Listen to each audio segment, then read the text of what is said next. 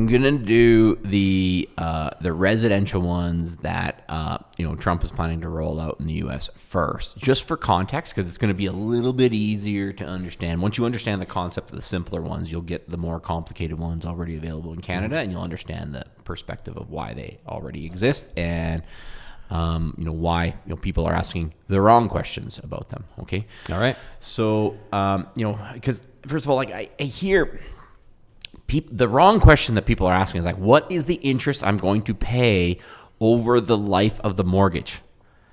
I don't care. Like that's not what I care about. That's not what I'm trying to get to. I'm not trying to. It's not whoever pays the least interest wins. It's who increases their net worth by the most wins. Like that is the objective here that we're trying to do with planning that we do for clients. And I'm doing wealth planning. Okay.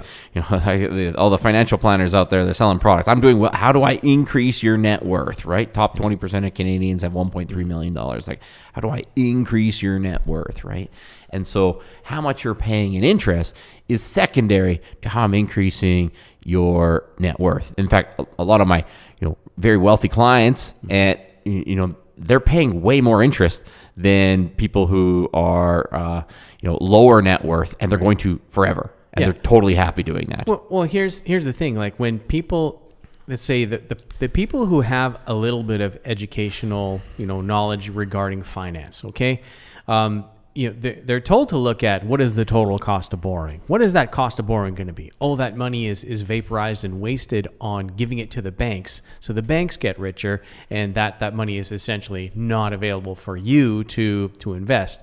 But I see on the other side where you're saying, okay, that's going to happen anyway, unless you're independently wealthy and can buy your house in cash. Yes. That's going to happen anyhow. So, what you need to do is use the portion that you've got and turn that into an asset. Is that what we're talking about here? That's right. So let's look at a sample example of how a 50-year mortgage is likely to play out. Not for sure. There's some risks. There's risks just inherent in real estate, whether it's 15 years or 25 years or 30 years or 40 years or 50 years, like you have inherent risks of real estate. Okay. This can somewhat exacerbate them, yes, but at the end of the day, like it's, the system is set up to move the money from the people who do the work to the people who know how to borrow smartly to invest. Okay. Right. And so what this would look like here, I've assembled two scenarios here. So I have a house, I have a $500,000 house. Okay. And that's, kind of the average house in the US, about $500K. Okay. When in the U.S., the way you can put 5% down on your house, and you're going to pay basically a mortgage insurance of 1.75%. Okay. Yeah. So on day one, you actually going to owe $483,000, not the $500,000 less your down payment. It's going to be that. And I would say even if you, even if you're going to rent, like you're going to have some costs there too. So you're going to have, a damage deposit, maybe last month's rent. So you're going to have some costs there too. But let's just go on that for now. Okay. So we have $483,000. So we have this house, and they can actually put down as little as like 3%, I believe, on a lot of them in the US. Wow. Like it's kind of crazy. But what you have is you actually have an asset that's appreciating in value. Okay. Now, we talk a lot in, we look at the historical average rates for the prime rate in Canada and what the mortgage rates are going to be. And people are usually a little too focused on what the rate is today and not focused enough on what the average rate was the last 25 or 30 years. Like that, like they tend to mean revert. And so when people see that, mortgage interest rates are 7%, they freak out. And they think when mortgage interest rates are 2%, they think it's going to be like that forever. That's not, neither are that likely. Wishful thinking. Now in the US, they can fix in. The interest rates tend to be higher because they can fix in, and just the cost of capital, it's actually, it's been historically a little bit more in the US. And so, but we're looking at the average appreciation in the U.S. on a house. It's about 4%. Okay. A little bit different in Canada. We go through that in the bootcamp, but it's about 4%. That's the historical average appreciation. Okay. And they're going to pay around 6% on a mortgage. Okay. It'll be a little higher today. wouldn't have been that high in 2021 if they locked in, but like over time, like that's what the last 30 years tells us, is like most people are getting mortgages in or around 6%. Okay. That means it's like, again, when you own a house, it's not just going to be the mortgage payment. So on a $500,000 house, you're going to be paying just over $30,000 a year in just mortgage payments. Okay. That's on a 50-year term. Okay. Now, when you own a house, you don't just have mortgage payments. Right. Okay. So when you rent a house, it's like, I mean, you're going to pay the utilities either way. So I'm putting that aside because that cost doesn't really change. It's the same in either bucket. But when you own a house, you're going to have the property tax, you're going to have the insurance, you're going to have the repairs. Okay. Yes. That's going to be different. Okay. For the illustrative example in this, we're going to put 2% of the value of the house. Okay. Sometimes if you buy a new house, it could be less earlier on and more later on, but 2% is a reasonable estimate for these models. Okay. So that means this person here who bought a $500,000 house doesn't have home ownership costs of just their annual mortgage payment. They have annual home ownership costs of the annual mortgage payment plus the property tax, the insurance, and the repairs of roughly 2%. Can be different in different jurisdictions, but $41,000. Again, I'm excluding utilities because you're paying utilities whether you're renting or buying, so it doesn't matter. Okay, now what happens in this scenario is in year one is like this person actually has a net worth of $38,000. Okay, they actually have a net worth of $38,000. Okay, so now what's going to happen over time is this house is actually going to appreciate in value. The historical rate of return on real estate in the U.S. is 4%. So I'm paying interest at 6%. Okay, and I have the asset appreciating at 4%. Now you can look at that differential at the beginning, but remember I'm paying 6% on the declining balance of the mortgage every year, right? I'm not paying 6% on the original balance of the mortgage every year, so my interest expense goes down, okay? So in year one, that net worth is going to be $38,000, okay? That net worth is going to be $38,000, and you're going to follow that down to as you pay off this house. This mortgage balance is, at 50 years, I would say half of the people are going to die with this mortgage. And so, the fact of following it down is not that important. You're looking at this net worth number over time. Gotcha. Okay. You're looking at that net worth number over time. Okay.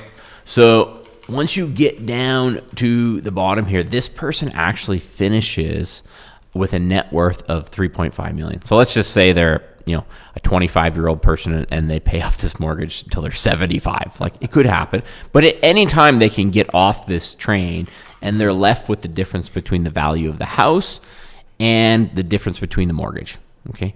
And so at any time you can get off this train. So you look at someone who actually just rents, and here's the part is people think it's like, okay, it's cheaper to rent than to own. I hear this a lot. Right. The two things I hear is like, well, I'm going to paying this interest over the life of the mortgage. That's not important. That's secondary to the point of what's my net worth, what's happening to my net worth during that period of time. Okay, if I'm buying an asset that normally appreciates in value. Okay, it's the same thing with rent. It's like now your rent is appreciating roughly as quick. Okay, your rent is appreciating roughly as quick as the value of the house too. Okay, so your rents will go up over time. Okay, and this is important because it doesn't matter whether you it doesn't really matter whether you own a house or you rent a house. Your home ownership costs are actually going to go up in either way. Okay. Yeah. They're just going to go up slower if you own, because a portion of your home ownership costs are fixed on an original mortgage price. You have both the annual mortgage payments and the property tax and insurance. Okay, so when you rent, the entire thing is floating and increasing over time. Okay, so you just look at the increases in rents over time, and it's like eventually, whether you buy or own, it's like, remember you started out, even if you own the place, you started out $41,000 a year between annual mortgage payments and property tax. Yep. Okay, and then you finish just the property tax, insurance, and repairs. They're probably going to be $71,000 a year at that point. They're actually more than the total cost at the beginning, right? Yeah, that's and crazy. This is the point where people don't realize, it's like, when you see seniors and they can't afford to pay their property tax, like this is the likely outcome. So in either scenario, this is a bit of a problem, okay? But they're just comparing one cash flow stream to another. But when you have a rent, it's like that entire thing is going up. Okay. So yes, in year one, I could put an extra $11,000 into the market. Okay. Every year I can take that and put it into the market. The average rate of return in the S&P 500 is 8%. Okay. But at some point, it's actually, in year 12, you're actually going to be paying more. This is where it shifts. Actually, year 13, you're going to be paying more in rent than you would in mortgage plus property tax, insurance, and repairs. Okay, so this, the renter is paying $48,000 per year, and the person who holds the property has $47,000 per year. That is, that's crazy. So the person renting is actually paying more than the person owning the house at that time, year 12, year 13. That's right. That's right. So like the two things where people the overemphasis on it is, number one, what's the rent over the life of the mortgage? Number two, renting is cheaper than owning. Yes, in year one. But eventually that is going to switch, right? Eventually that is going to switch. Yes, your property tax, insurance, repairs are going to go up every year. But the portion that dealt with the actual property itself is fixed in time. And so people need to shift it. It's like, it's not paying off the house. It's like, in some way, it's like, it could be a 15-year mortgage or a 25-year mortgage or a 30-year mortgage or a 40-year mortgage or a 100-year mortgage or interest only. The point is you're fixing it in time, okay? And so it's somewhat, I'm paying more. If you think about it in another way, it's like, in one scenario, I'm paying $30,000 in year one. In the other scenario, I'm paying $41,000 in year one. But in one scenario, I have rent control.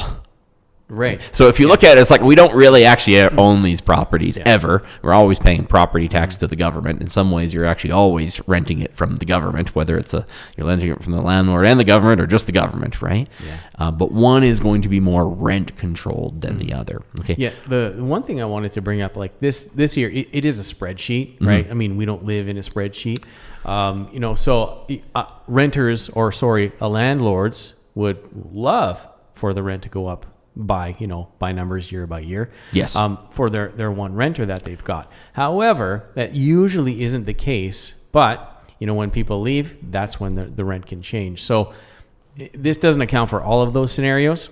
And at the same time, the renter is still paying for the property tax, is paying for the insurance, and paying for the upkeep through their rent. Is that correct? That the case? Yeah. Yes. They're just paying for it through their rent, right? So they have no portion of that cost that's been fixed in time by effectively shorting the currency through a debt instrument. Doesn't really matter if that debt instrument's 15 years, 25 years, 30 years, 40 years. Like, we had 40-year mortgages for a long time. You know what I mean? Like, there was, I don't know, a long time, but for a period of time in and around, call it 2005 to 2007, people were doing 40-year mortgages all the time in Canada. That was happening at scale, right? They have 40-year mortgages in the U.S. too. So the length of time, they can be interest only. Like, people aren't understanding that it's a debt instrument. You're effectively fixing the cost, a percentage of the cost of your housing cost. Not all of it. Some of it's going to float. The property tax, the insurance, and the repairs are going to float over time. That's going to happen. So a lot of people, they have to understand that their home, their living expenses will go up over time, whether they own or rent. Right. And that can be hard for people who didn't plan for that later on in life. And we're not even bringing into account inflation. We're not bringing into account legislation. I think a good point you brought up was that, essentially, you don't own any property that you own. It's all a rental from the government, whether it's municipal, federal, whatever. Mm-hmm. They can change legislation on a whim, and that scenario changes overnight. Yeah. I mean, your main risk in home ownership here, like the main risk in home ownership is the market risk. So you buy in an overheated market. Right. You buy at 500,000 and 2 years later it's 400,000. Yeah. Like, give us an example. This happens. I mean, and those of us from Alberta, like we know, it's like we still see people from Fort McMurray who bought in and around, call it 2005 to 2007, who are still underwater on the property that they bought. Okay, so the spreadsheet does not get you out of market risk, right? We're just looking at average rates of appreciation. Some places will be better than average, some places will be worse than average. Okay, and so we have to understand that is the big risk. At the boot camp, we teach people, it's like these are the minimum amounts of due diligence you should do, right? Which should prevent a lot of those, buying into these overheated markets, because usually there's a list of due diligence you should do, and if the market's too overheated, you won't even have time to do them. So, but that's the market telling you that it's actually too overheated. You shouldn't be buying at that time. So, this is the point where people they're missing it. It's like, okay, I could take the difference and put that into an investment account, but you're going to actually see it's like eventually my costs, my home ownership or my living costs per year are actually going to be higher as a renter. And so at some point, I actually have to take money out of that investment account to cover the living expenses. If you're just assuming it's a closed loop and the renter just takes the extra in the extra that they have and invest it for the call it medium term. It's a long game. Okay, like this is a long game, and the shorter you play the game, the more market risk you have. So if you're hoping to get your exact 4% rate of appreciation and you're only in the deal for 5 years, that's pretty risky. Okay, if you're hoping to get your 4% and you're in the deal for 20 years, that's less risky. Gotcha. Still risky either way. Like yeah, for there's sure. There's still risks in either scenario, right? But the point is that in this case, you'll see that it wouldn't matter 30 years, 40 years, 50 years, interest only. With the average rates of appreciation, because the currency goes down, like you'll actually win by home ownership. Okay, that's the likely rate. And we need to see that Canada actually already has 50-year mortgages. They're just not these that are going to be designed for the conventional single-family homeowner. Okay, so I'm going to pull up this.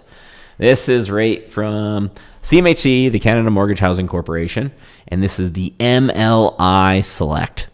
Okay, so we're and this is basically a government-backed loan for people to build or buy purpose-built rental properties. Okay, purpose-built rental properties, and there works on a scoring of how long they're going to let you amortize the property. Okay, but you can see if you have the right scoring here, they are going to let you amortize the property over 50 years. Wow. 50 years. These are 5% down over 50 years, right? In fact, like these are 5% down. The mortgage insurance would be like 8% on these sometimes. So it's a big number. So like you'll actually, put 5% down, have mortgage insurance of 8%, and you'll have a mortgage that's bigger than the value of the property, and they'll insure it too. They'll wind the whole thing in there. Wow. And these are, a lot of times these are sophisticated investors looking at that. We've helped a number of clients, whether they're selling to people in this program or purchasing under this program, right?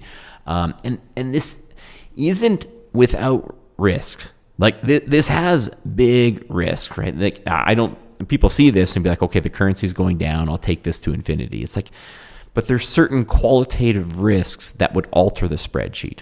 Okay. So in the home ownership scenario, just looking at the appreciation of the property. Okay. Under this scenario, it's like you should have appreciation of the property, but you also have rental income coming in. You don't have any rental income. A lot of people don't have any rental income coming in relating to their primary residence. Okay, so they're not just getting appreciation on the property. We start looking at not just what the gross rent is, but what's the cap rate, what's the net operating income of this property. Okay, and this is where you have to pay the property tax, you have to pay the insurance, you have to pay the maintenance. I would say most of the models drastically underestimate maintenance over the long term. Maintenance and repairs. So don't Yes. forget these are renters, right? And renters always treat it properly, just like it was their own, right?